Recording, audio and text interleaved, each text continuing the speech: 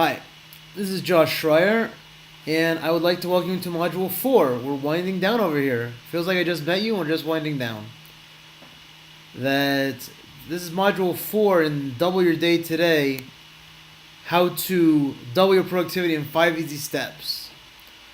So, in our last module, we discussed the concept of stress reduction and moderation, the focus of gratitude, perspective, the ideas of being clear with what you want and clear with what you're doing, which again, a lot of today's focus is actually now that we're finally getting to the day. And again, you might ask, and it's a good question, Josh, why are we spending so much time on the beginning of the day and all this emotional stuff? Well, the answer is because that's life. That if you'll notice that many of your ineffective days, your ineffective moments, are caused by not focusing on what these first 3 modules focused on.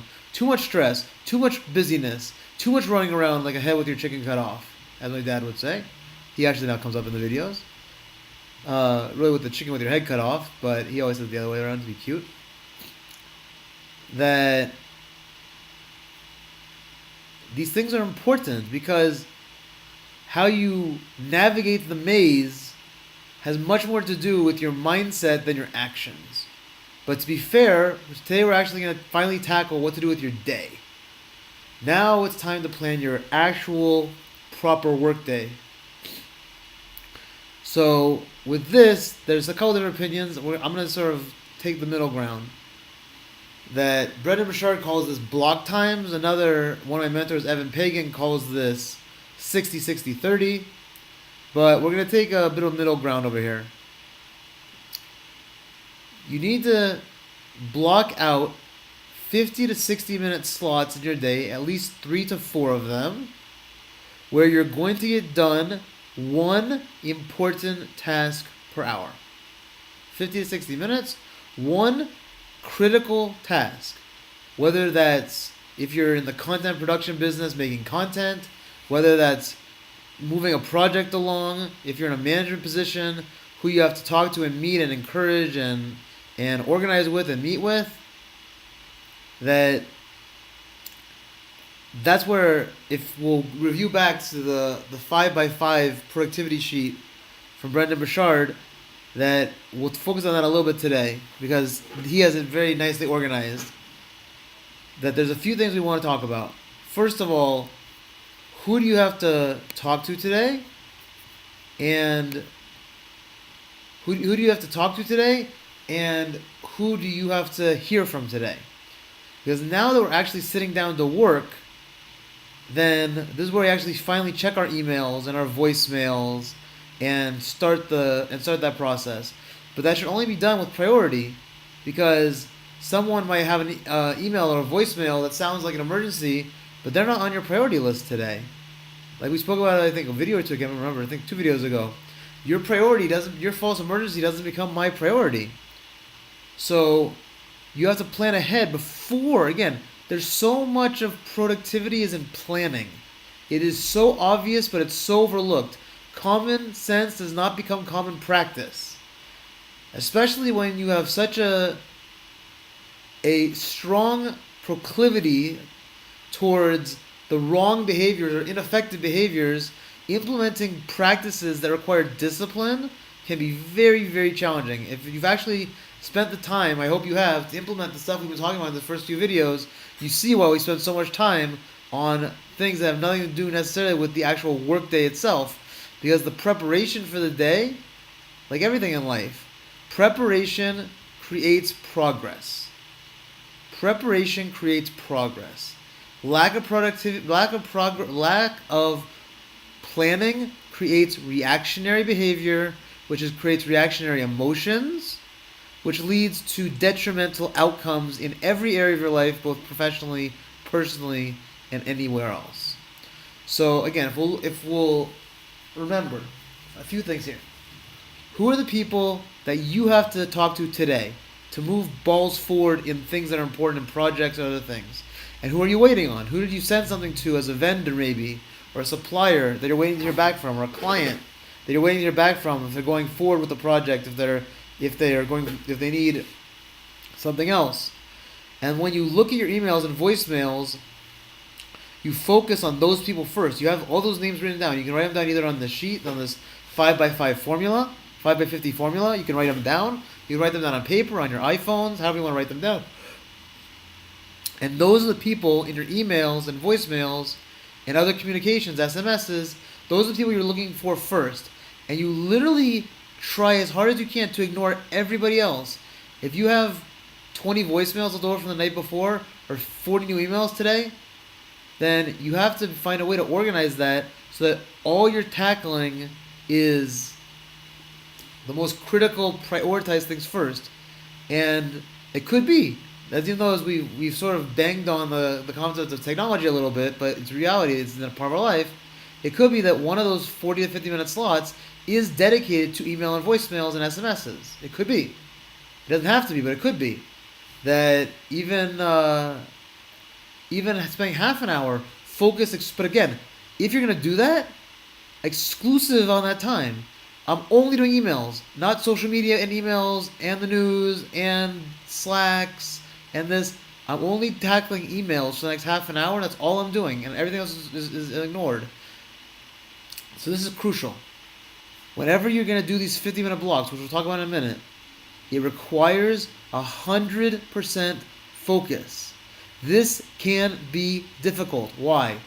Because it means being decisive. Decisive in Latin means to cut off all other things. This can be hard. If you're not a decisive person, if you're not a person who says, I'm doing this and not this, this can be very, very challenging. I'm just warning you ahead of time, because when you actually turn off your phone and you turn off your email and you turn off all your social media and all your alarms and bells and whistles, and you say, I'm spending the next 50 to 60 minutes exclusively on this project, this activity, this meeting, and all of my energy is going right there. Now, if you're able to do that, and again, I'm going to warn you, it's hard. This is not easy. Nothing we've talked about so far is easy. This, I think, for many of you will be one of the hardest things to do, is to literally force yourself to be in focus 100% mode for that hour. And then after that hour, well, now let's back up. Let's talk about how to plan that hour. Again, if we look on the sheet from the one-page productivity planner from Brendan Burchard, he has the 3 projects that you're working on, and what are the things I need to do to move those things forward, the top 5 things, to move each of those projects forward. You might not be working on more than one project. If you're working on 1 or 2, so it's easier. If you're working on 1 only, that's even easier. But it's very worthwhile to fill this out on a daily basis, print it out, fill it out, and then decide, of those, here there's 15 potential options, pick 4. It depends which projects are the most crucial and which are the most time sensitive and how that works. That's up to you.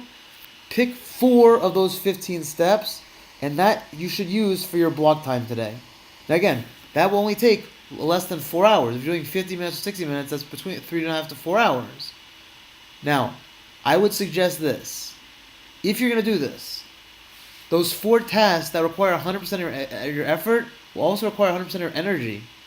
Because, like we said, checking emails and checking social media and checking all the things, while it feels good and it feels like you're doing something, are really tasks that don't make you any money usually, unless you're in email marketing as a business. But usually emails and social media will not be making most of us money, at least right now.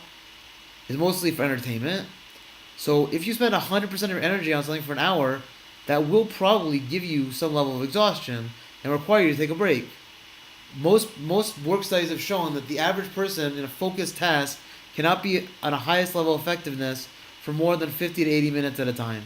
So that's why we're deciding between 50 and 60. So after you've decided, what am I focusing on today? What are my biggest need tasks that I have to do today? You'll see so quickly, when you do this, it's so liberating, because I know I'm only doing this for this hour. There's nothing else in the world I should be doing other than this right now. Unless there's an actual literal emergency, which again, you'll see happens almost never.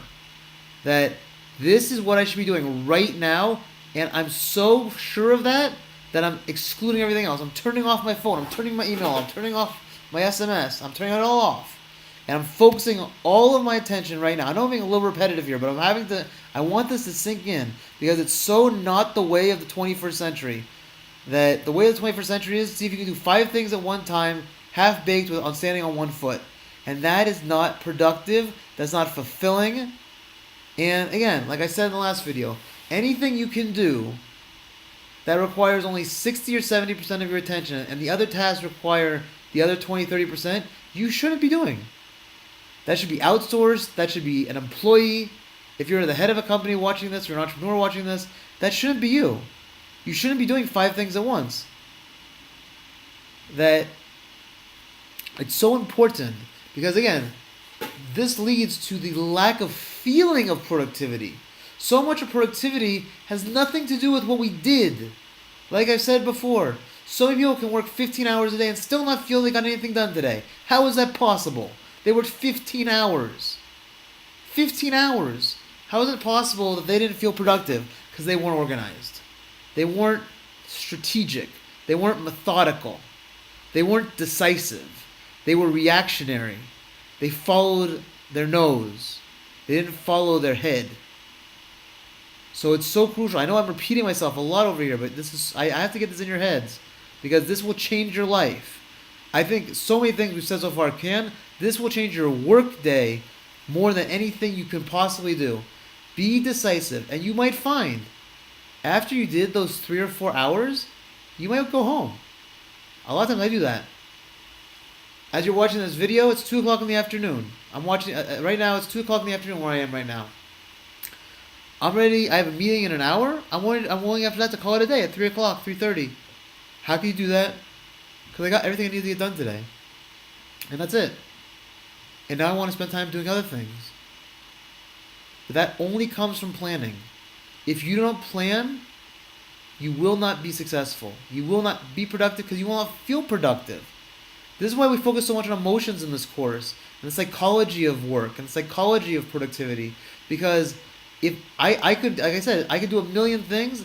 If I thought I should be doing 500 more, I feel like I did nothing. Now, again, like we said, not only is stress based on perspective, productivity is based on perspective. If I think I should do more, I feel less. And I am less in my own mind. So let's go forward a little bit. So we talked about that. We've talked about how do we focus on what we're going to do today and how to be decisive. And who do we have to reach out to today? Who are we waiting to talk to today? And that list might grow throughout the day because once I start communicating with more people, the list of who I'm waiting on and the list of who I'm reaching out to is going to increase. But only the people whose decisions or conversations will properly move those projects that we discussed before along are people you should be talking to. That if you have time on the side somehow to talk to everybody else, so, great. But if you don't, make it clear to people. Today, my focus, and you can say that very clearly to anyone, you email someone, if you have time to email the non-critical people. Today, I'm busy with 3 other things. I will try to get back to you in the next 3 days. And don't feel bad about that. Don't feel like because someone sent you an email or an SMS or a Facebook post that you have to respond to that like a lemming. That's conditioning. That's conditioning we have to break because it leads to lack of productivity and lack of fulfillment because that we're letting other people's emotions control our emotions, and that doesn't help. So that really concludes today's module. And I want to say one more thing. I left out one thing before I finish. I got this idea from a man named Derek Sivers. He's a internet entrepreneur, very fascinating character. I heard him on a podcast with Tim Ferriss, interviewed, and he said something very interesting. He says he has a 45 to 60 minute period of his day for which he never schedules anything concrete. Now, he says normally on an average day, he'll just continue doing what he's doing through that period of time. So let's say that period of time is 12 in the afternoon till 1 in the afternoon. So if there's nothing else that comes up, he'll just continue working on what he's working on, whatever project he's working on.